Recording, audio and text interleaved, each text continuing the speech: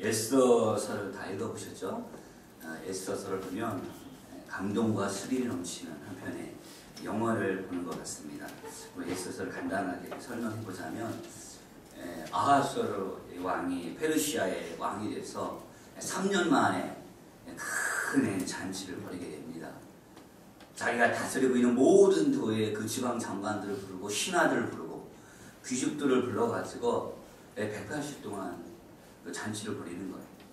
그런 가운데 이 왕이 자기 아내 왕후를 자랑하고 싶어가지고 오라고 명령을 내렸는데 이 왕후가 무슨 생각이 들었던지 거절해버린 거예요. 그리고 왕 입장에서 얼마나 그것이 부끄러운 일이에요. 그래서 그것이 발달이 돼서 이 왕후인 에스더, 와스디가 폐위를 당해버리죠. 그러고 난 다음에 새롭게 이제 왕후로 뽑힌 사람이 에스더입니다. 성경을 보면 이 에스더에 관련돼서 아주 잔약하게 단문장으로 나와요. 어떤 위치에 쓰는지.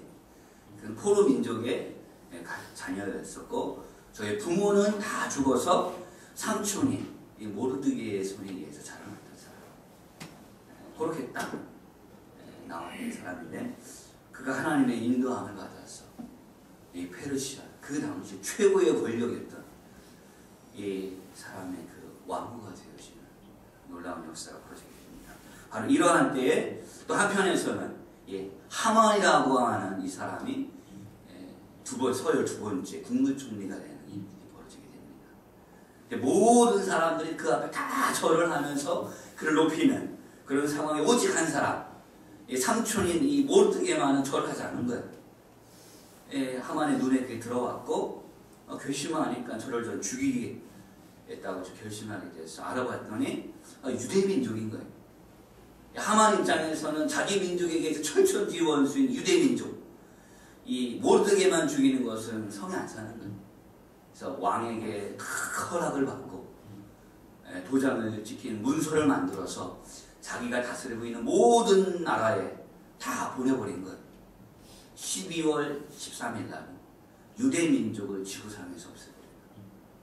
어떤 누구든지 어린아이로부터 어른에 이르기까지 어떤 유대민족이라 할지라도 어떤 사람들이라 할지라도 그 집안을 다 불태워버리고 약탈해도 괜찮다. 그게 발표가 되버린 거예요. 12월 13일 유대민족 역사 속에 없어져.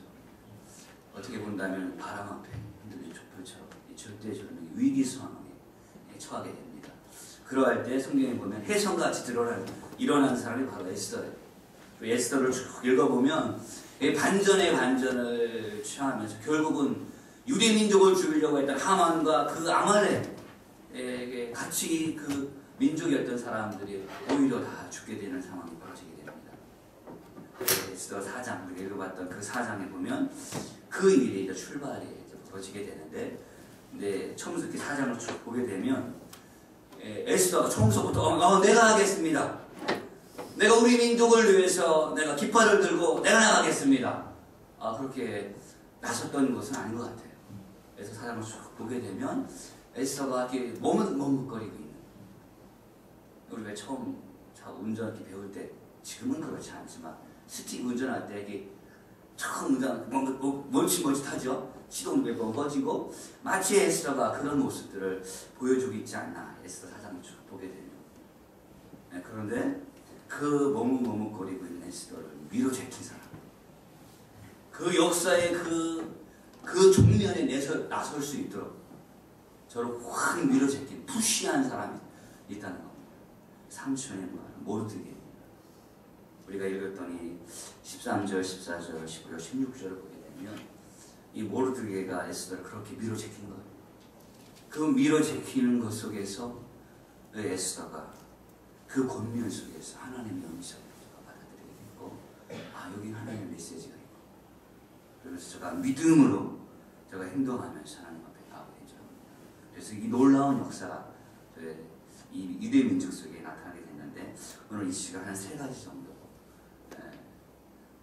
설교의 황제라고 하는 그 스펄전 목사님이 설교하셨던 부분인데, 같이 이 시간 한 3가지 부분을 같이 좀 나누기로 합니다. 첫 번째는 뭐냐면 이 모르드게가 에스더에게 권면했던 그 권면 속에서 에스더가 잡았던 그 하나님의 그 메시지라고 붙잡았다. 첫 번째는 뭐냐면 당신이 너가 왕위를 얻어서 왕궁에 들어가는 것이 이때를 위함이 아닌지 한번 곰곰이 생각해요. 우리 7절 읽지 않았지만 4장 7절에서 9절을 읽어보면 이 모르드게가 모르드가 왕후가 다닌 에스더에게 유대 민족의 처한 이 상황을 자세하게 설명합니다.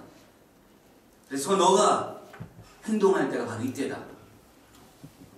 첫 번째 그 모든 상황들을 알려주게 되는데 성경을 보면 에스더의 대답에 되돌아오게 되는데 의외의 대답이 오는 거예요. 우리 요새 뭐 개코에서 보면 당황하셨죠. 그것처럼 이 모르드게가 당황이 된 거예요. 아니 에스더가 이렇게 반응할 줄은. 그래서 다시 우리 13절, 14절 모르드게가 에스더에게 회답을 다시 보내게 됩니다. 13절, 14절 한번 읽어볼까요? 모르드게가 그를 시켜 에스더에게 회답하되 너는 왕궁에 있으니 모든 유대인 중에 홀로 목숨을 건지리라 생각하지 마라. 이때 내가 만일 잠잠하여 말이 없으면 유다인은 다른 방법으로 말미암아 노인과 구원을 얻으려니와 너와 내 아버지 집은 멸망하리라. 내가 왕위의 자리를 얻은 것이 이때를 위함이 아닌지 누가 알겠느냐. 이게 무슨 말씀이에요? 뼈가 있는 말씀입니다. 뼈가 있는 권면이에요. 푸시하는 거죠.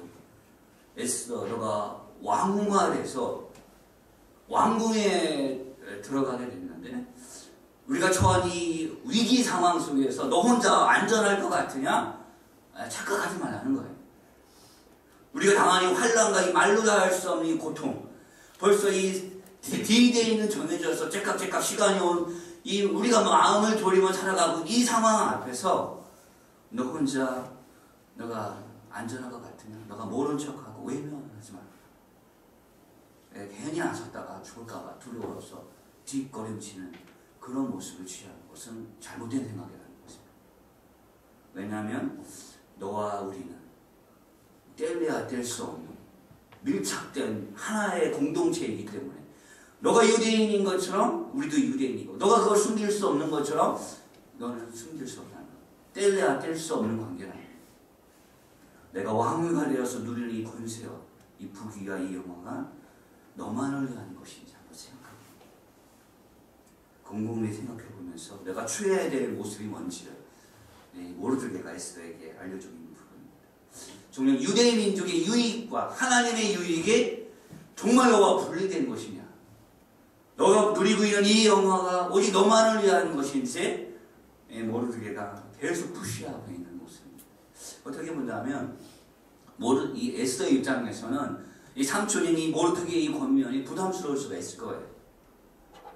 성경을 보게 되면 어떤 신하든지 또 어떤 백성들인데 왕이 부르지 않으면 왕 앞에 나설 수가 없었고 본인도 왕을 본 지가 벌써 30일이 지났고 설사 왕 앞에 나선다 할지라도 왕이 지팡이를 그 금호를 내밀지 않으면 그 전에 다 죽는 그 상황인데 나가면 이건 무리수라는 거예요. 충분히 어떻게 본다면 에스더의 입장에서는 이해할 수 있는 부분.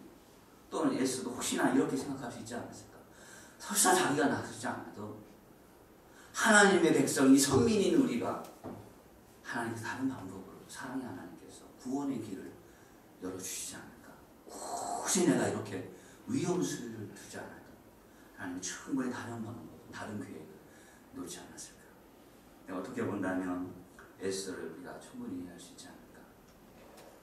그러나 만약 에스더가 그렇게만 생각하고 움직이지 않았다면 아마 에스더는 심각한, 우리가 그렇게 말할 수 있을 거예요. 이기주의에 빠진 사람이다. 만약 에스더가 그 모르드게의 권면을 끝까지 거부하고 나서지 않았다면 어떻게 됐을까? 아마 모르드게의 그 권면처럼 우리 14절의 말씀처럼 하나님은 다른 방법으로 다른 구원의 역사를 통해서 이 이스라엘 백성들을 구해내셨을 것이라는 것을 우리가 믿을 수가 있습니다. 여러분, 우리가 참으로 하나님 앞에서 겸손해야 될 줄 믿습니다. 하나님은 나 없이도 하나님 놀라운 그 역사를 이루어 나갈 수 있다는 것 우리가 기억해야겠습니다.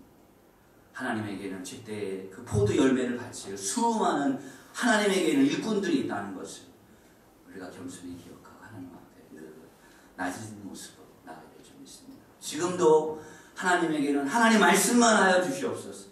그러면 내가 세상 어디라도 어떤 민족이라도 달려나가겠습니다. 내게 주신 재능이 있고 내게 주는 물질이 있습니다. 하나님 말씀만, 하나님 내게 말씀만 하여 주시면 내가 지금이라도 드릴 수가 있습니다. 그렇게 하나님 앞에 나설 수 있는 사람들, 하나님에게 수없이 많다는 것을 우리는 기억해야겠습니다. 심지어 여러분들 옆에 있는 분들 중에서 하나님 말씀을 하시옵소서. 내가 마치 100m 그 출발을 하려고 대기하고 있는 선수죠. 땅 소리만 하면 튀어나갈 것 같은 내가 그런 사람들이 옆에 있다는 우리 하나님 앞에서 겸손하게 낮아지면서 하나님 앞에 우리 그렇게 나서야 믿음으로 살아갈 줄 믿습니다.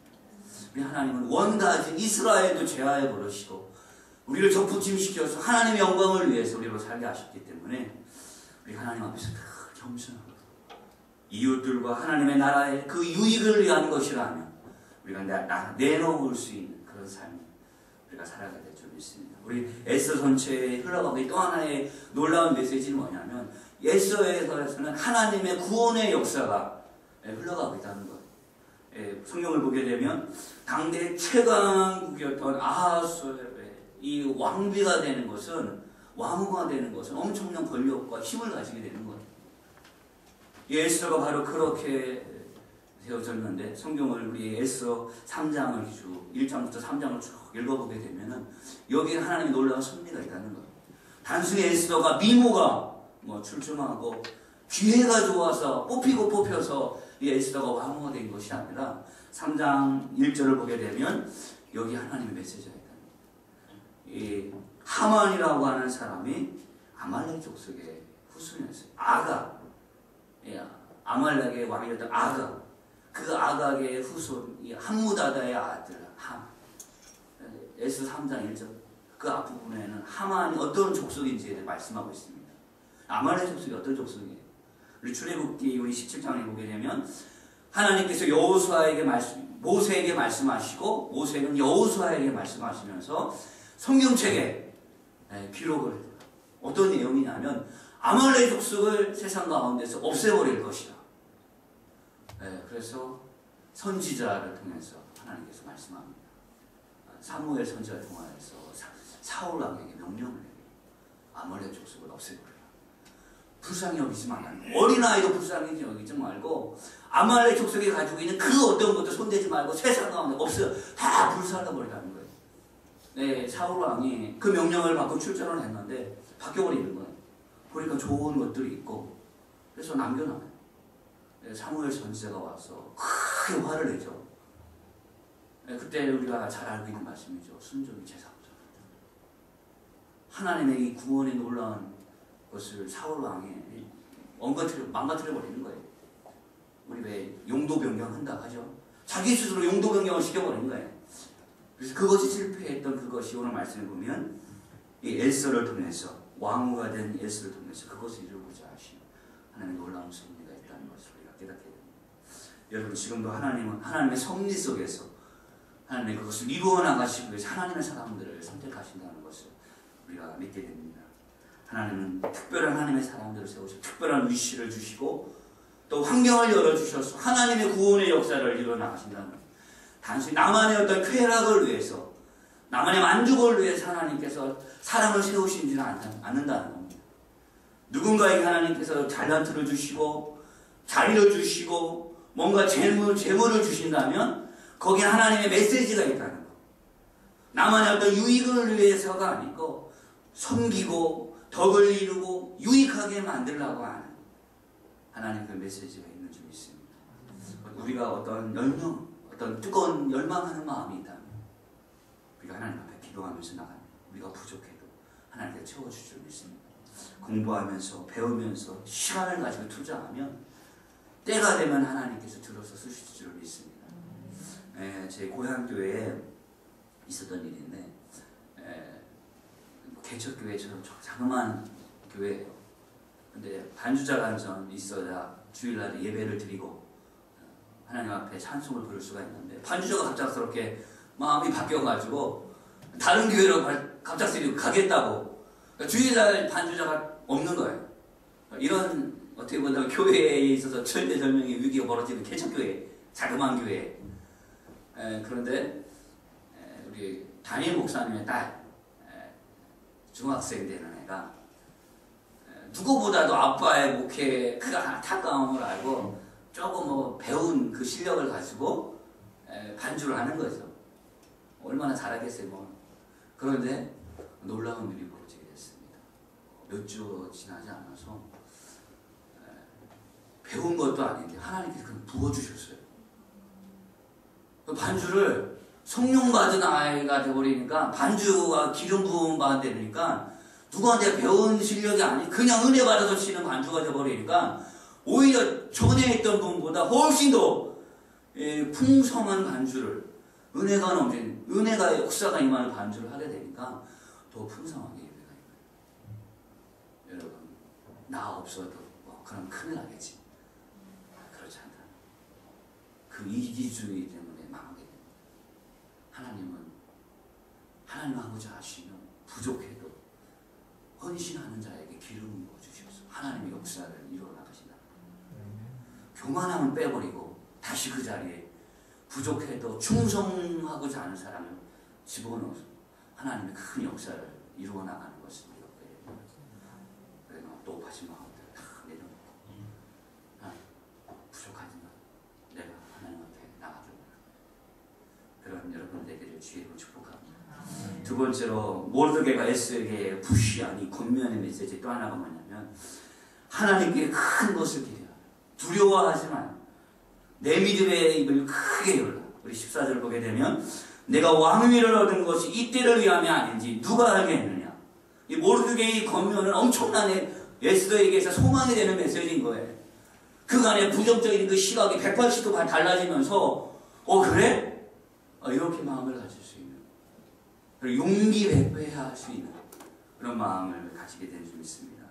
여러분들에게 혹시 꿈이 있고 비전이 있다.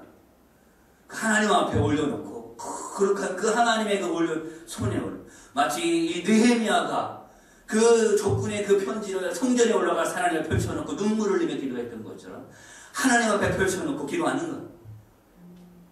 그러면서 우리가 이렇게 한번 외쳐봤으면 좋겠습니다.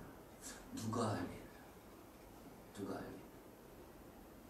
우리 경제학자가 쓴 책 중에 이런 글이 있습니다.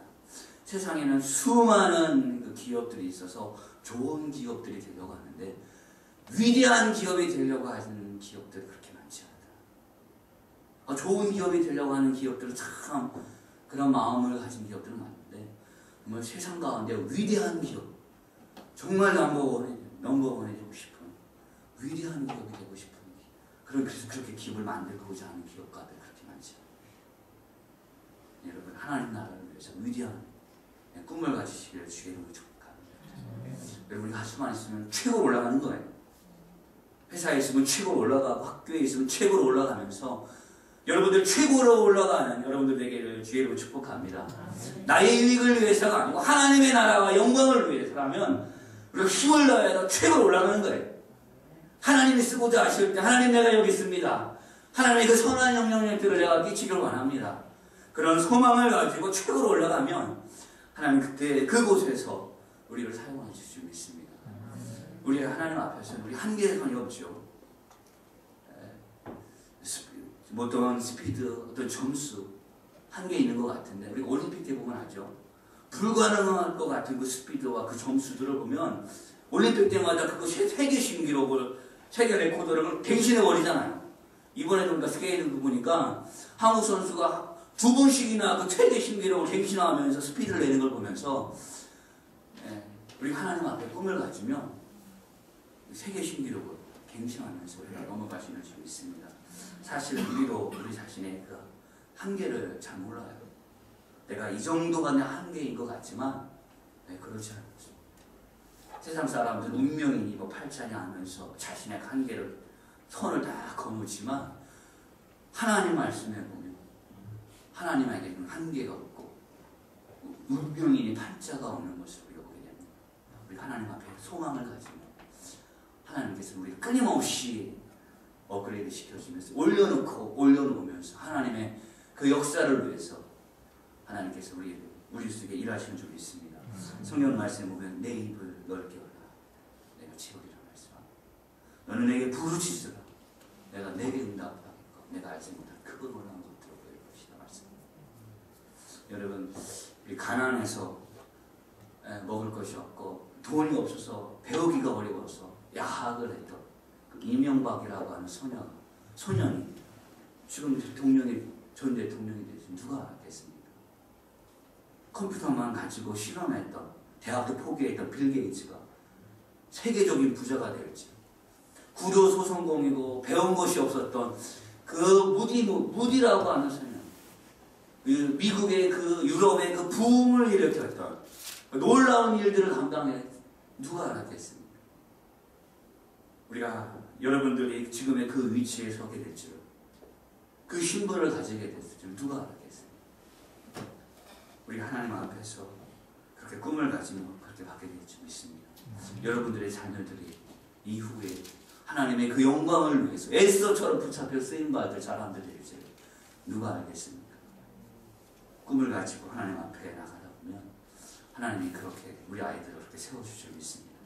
우리 아이들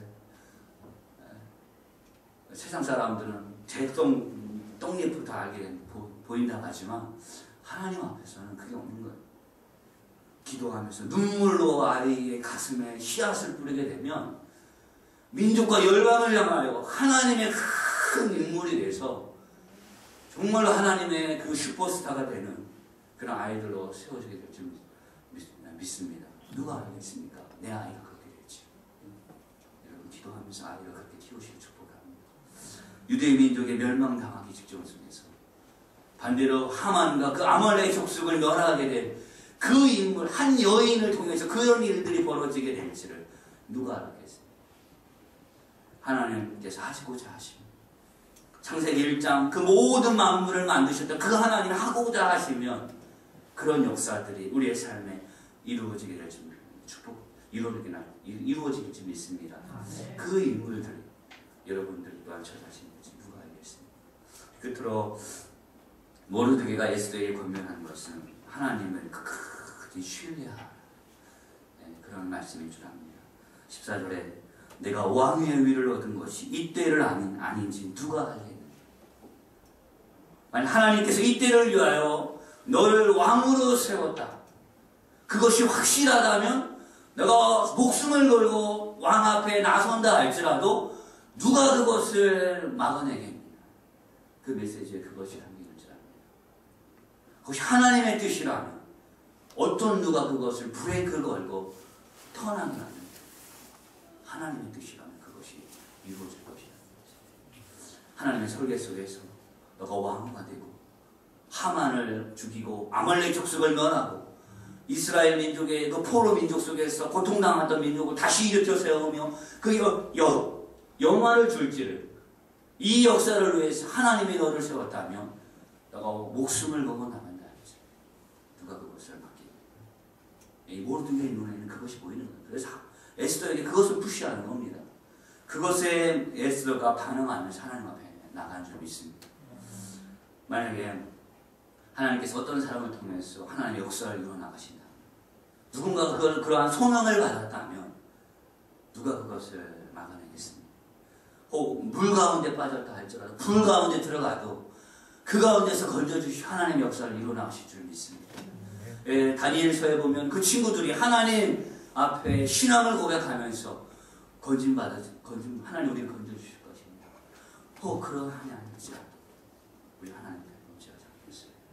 하나님 건져주시죠.